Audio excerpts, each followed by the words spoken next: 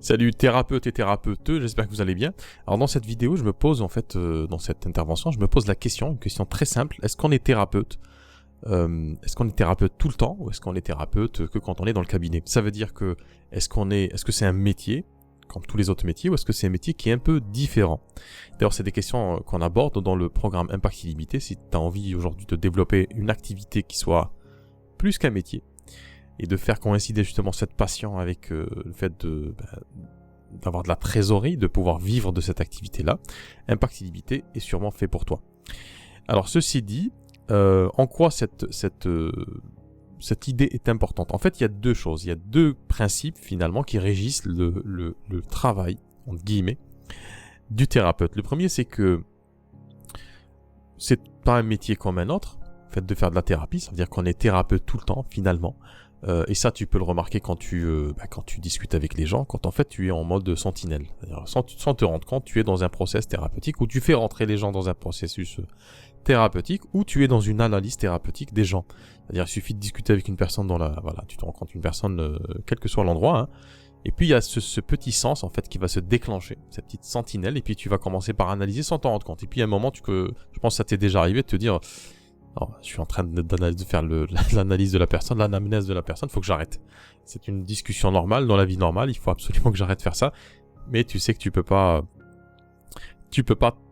arrêter de faire ça. Alors ça, c'est la première idée. La deuxième idée, c'est que la thérapie est un processus de libération. C'est un processus c'est un processus étape par étape, balisé, qui permet justement d'aider, d'accompagner les personnes à ne plus souffrir, ne plus vivre en fait certaines situations, certaines souffrances. Alors, dire que la thérapie, le fait d'être thérapeute, c'est pas un métier comme un autre, et de dire en même temps que, parce qu'en même temps c'est un travail aussi qui permet de rapporter un peu de sous pour vivre quand même, et de dire que la thérapie en elle-même, ce métier-là, n'est pas qu'un métier, ça peut paraître contradictoire, mais c'est pas du tout contradictoire dans le sens où, si je pousse un petit peu l'idée, la réflexion, c'est que le thérapeute, en fait, étant donné qu'il est qu'il apporte un processus de libération de peur, d'angoisse, ça peut être aussi libération d'un mal physique.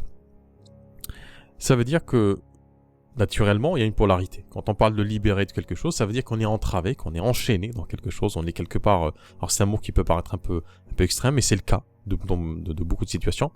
On est enchaîné, finalement, et on est esclave de certaines choses. On est esclave d'une situation, on est esclave d'une émotion, d'un sentiment, d'un état émotionnel. On est aussi esclave d'un traumatisme dans le sens où on est à la merci de certaines choses, certaines situations, etc. On n'est pas dans le contrôle, on ne contrôle pas, on n'est pas souverain dans sa vie. Et quand on est dans cette situation-là, forcément, on va chercher des solutions, des approches, des chemins de libération. Donc le thérapeute propose un processus qui permet de libérer la personne.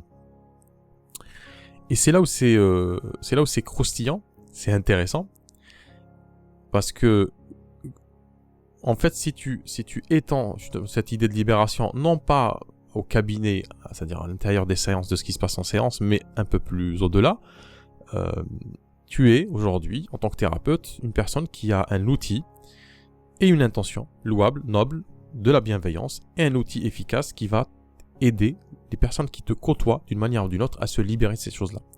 Et c'est très important de prendre conscience de ce super pouvoir que tu as, le fait d'avoir cette capacité d'accompagner les personnes, même si elles ne le savent pas encore, d'accompagner ces personnes justement à se libérer, se désenchaîner de leurs entraves, de ne plus être esclaves de certaines choses. Ça peut paraître fort comme mot, mais ce sont des mots d'ailleurs qu'on se dit à soi-même quand on est enfermé. D'ailleurs, je pense que c'est quelque chose que tu entends en séance, je me sens enfermé, je me sens acculé, je me sens envahi j'ai pas de contrôle sur ça, sur X ou Y.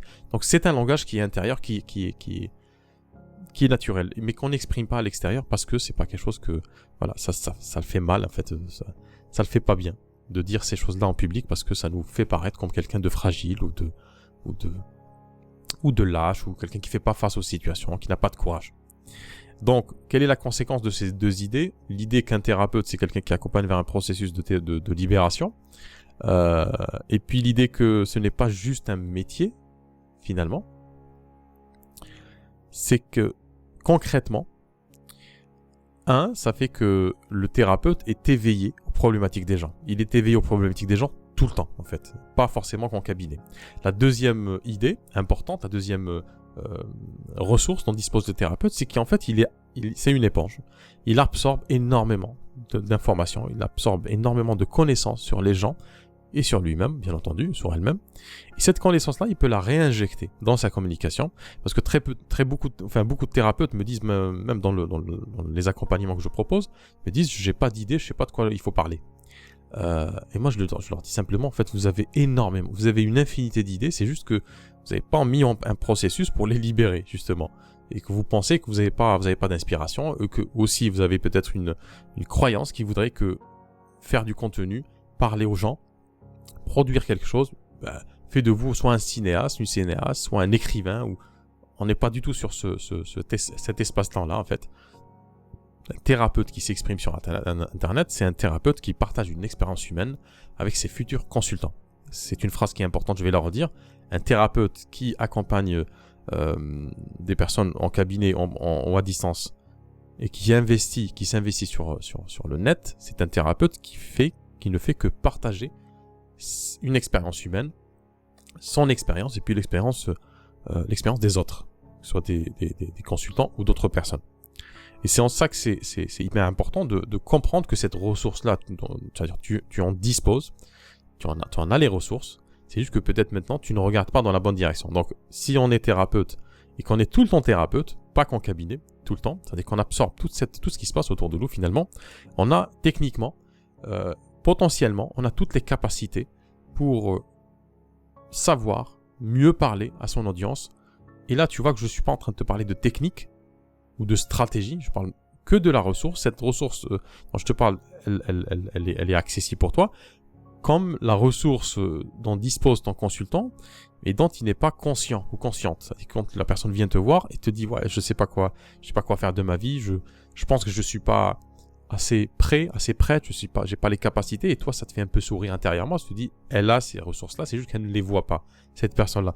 Donc c'est exactement le même processus. Aujourd'hui, si tu es thérapeute et que tu es plus qu'un thérapeute, parce qu'on l'est toujours, hein, c'est pas comme un métier où on va se taper 6, 7 heures, 8 heures, et puis on rentre chez soi, et on descend le rideau, et puis ça s'arrête jamais quand on est thérapeute. Ça veut dire que quand on est dans une relation d'aide, dans cette logique-là, ça ne s'arrête jamais, parce que très souvent, c'est quelque chose qui est greffé, qui est enraciné en nous, le fait je dis pas d'aider les autres, ça c'est une interface, c'est surtout de faire que cette valeur qui nous anime, profonde, elle est toujours là. C'est une valeur c'est ce fil directeur finalement, qui nous a accompagnés tout au long de notre vie. Ça peut être par exemple le fait de détester l'injustice, de ne pas vouloir voir l'injustice chez les autres, le fait de réparer des injustices, le fait de ne plus subir la peur, et puis de vouloir que les autres ne subissent plus cette peur-là pour pouvoir s'épanouir, le fait d'avoir vécu une expérience intéressante, enrichissante, et de vouloir le bien pour les autres, de voir que les gens vivent la même expérience. Donc tout ça, ces valeurs-là, en fait, font partie de nous, et c'est ce qui fait qu'on est normalement, en principe, thérapeute tout le temps.